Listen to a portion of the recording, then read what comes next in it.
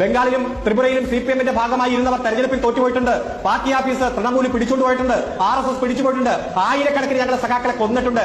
അതും നിങ്ങളുടെ നേതാക്കന്മാർ തലയിൽ തുണിയിട്ട് RSS-ന്റെ പണം വാങ്ങിച്ച് മുങ്ങുന്നതും രണ്ടും രണ്ടാണ്. കർണാടകത്തിലെ മുൻ മുഖ്യമന്ത്രി SM കൃഷ്ണ, ഉത്തർപ്രദേശിലെ നിങ്ങളുടെ മുഖ്യമന്ത്രി ജഗദാംബിക പാൽ, ഉത്തരാഖണ്ഡിലെ നിങ്ങളുടെ മുഖ്യമന്ത്രി വിജയ് ബഹുഗുണ, പഞ്ചാബിലെ നിങ്ങളുടെ മുഖ്യമന്ത്രി അമർദർ സിംഗ്, ഒഡീഷയിലെ നിങ്ങളുടെ മുഖ്യമന്ത്രി ഗിരിധർ ഗോമന്ത്, അതുപോലെ 3 തവണ UP മുഖ്യമന്ത്രിയായ ND തിവാരി, ഗോവയിലെ നിങ്ങളുടെ മുഖ്യമന്ത്രി ദിബഗ്നദർ കാമത്ത്, അതുപോലെ അരുണാചൽ പ്രദേശിലെ നിങ്ങളുടെ മുഖ്യമന്ത്രി പേമ ഖണ്ഡു, അതുപോലെ മഹാരാഷ്ട്രയിലെ നിങ്ങളുടെ മുഖ്യമന്ത്രി നാരായണ റാണെ, ആന്ധ്രാപ്രദേശിൽ നിങ്ങളുടെ മുഖ്യമന്ത്രി കിരൺ കുമാർ റെഡ്ഡി, അതുപോലെ തന്നെ മഹാരാഷ്ട്രയിലെ നിങ്ങളുടെ മറ്റൊരു മുഖ്യമന്ത്രി അശോക് ചവാൻ, അതുപോലെ ഇപ്പോ മധ്യപ്രദേശിൽ മുഖ്യമന്ത്രിയായിരുന്ന കമൽനാഥ് വിളിച്ചോ എന്ന് ചോദിച്ചുകൊണ്ടിരിക്കുന്നു.